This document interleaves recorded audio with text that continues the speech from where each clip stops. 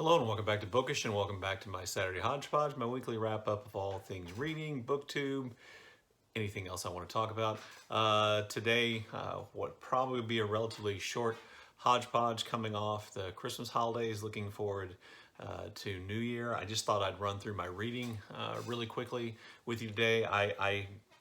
As I knew probably would happen, I ended up not getting a lot of reading done this week. I began reading, well, I'll put on this side, I began reading The Door by Magda, and it's good, and I can see the quality of the book, and I think it's really interesting, but it has been really kind of slow going for me in terms of reading.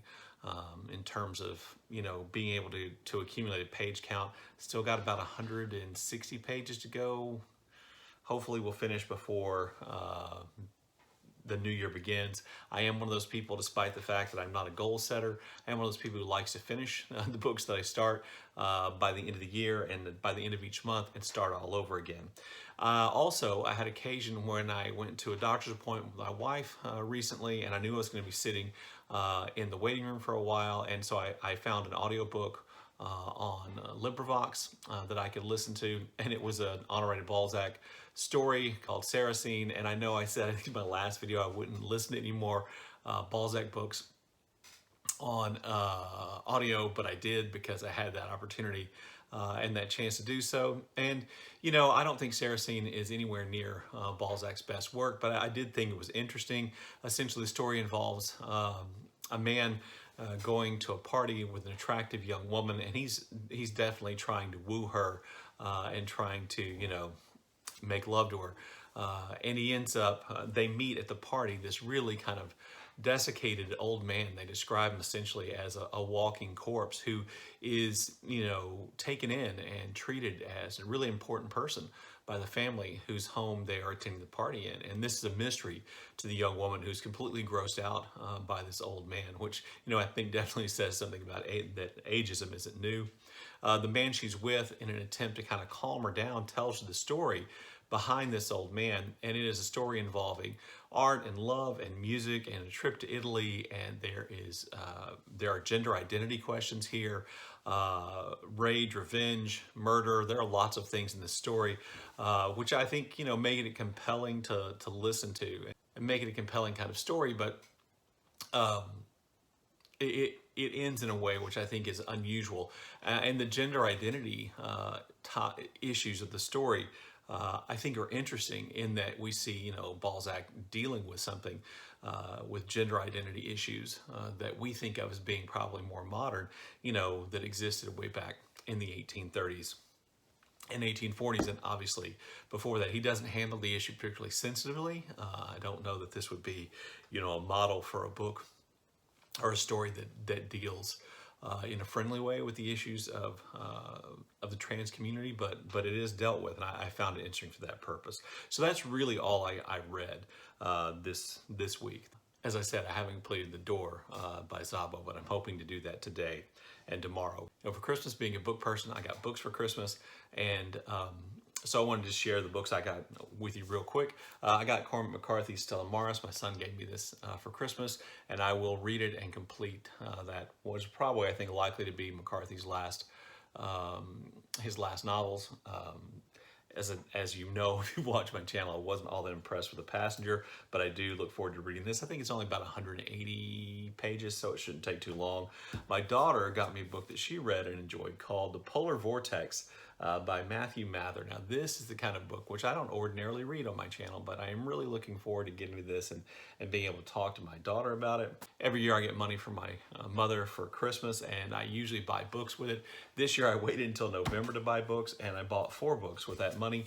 The first is As We've Always Done, Indigenous Freedom Through Radical Resistance by Leanne Betasamosake, Simpson, whose Newpoming was my book of the year last year. This is a nonfiction book I'm looking forward to get to. Never Caught, the Washington's relentless pursuit of their runaway slave, Ona Judge. I know the story of Ona Judge, but I'm really looking forward to getting to this book. This is by Erica Armstrong, Dunbar, and I believe there's also a children's book version available that was produced for this.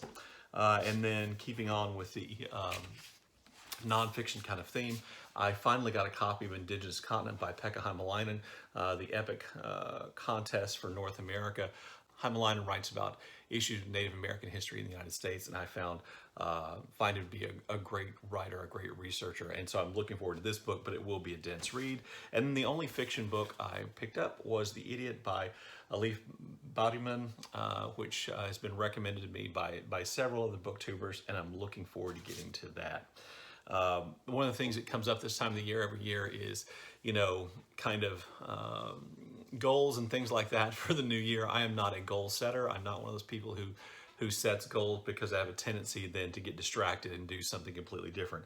So I don't have any goals for the new year other than to kind of continue the direction I've been going with my channel, with my reading, etc. I do have a project which I'm hopefully going to be able to come out with and talk to you about at the beginning of January. I will have my best fiction books of 2022 up on Tuesday of the coming week, and then the best nonfiction books on Thursday of the upcoming week. And so that's about as far ahead as I've planned in that area. I've been seeing, the annual, Zelda's walking around back there. I've been seeing the annual round of BookTube videos about is BookTube dying, which I always kind of laugh at. I don't think that BookTube is likely to die unless YouTube itself dies. I don't think that's one of those things that I spend a lot of time worrying about. I think when people talk about BookTube dying, what they're actually saying is that BookTube is changing in ways which they don't necessarily approve of. And I'm, from his... Zelda, stop it. No. Go on. I don't need dog help. Go on. Go on, Ike. Go on.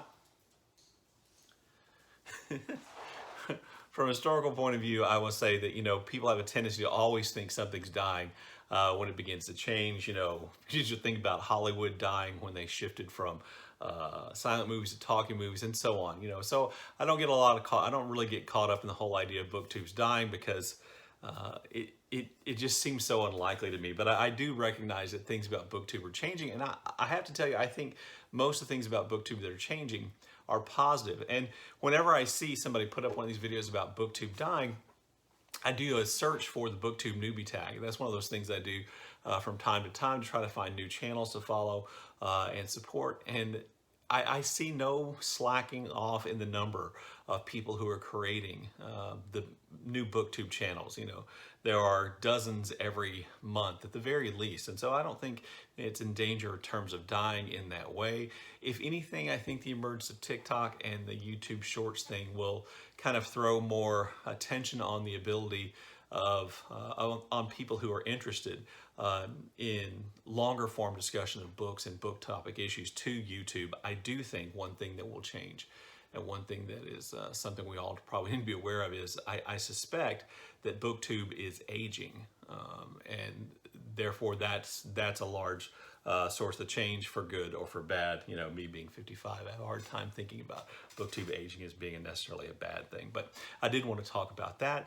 I think I mentioned to you before that oftentimes we get these kind of really I get these kind of really beautiful sunrises. The back of my house faces almost exactly to the east. So in the morning, we oftentimes get these really incredible sunrises. And so I'm going to leave you with some footage of one of those sunrises in one of the most unusual skies I think I've ever seen.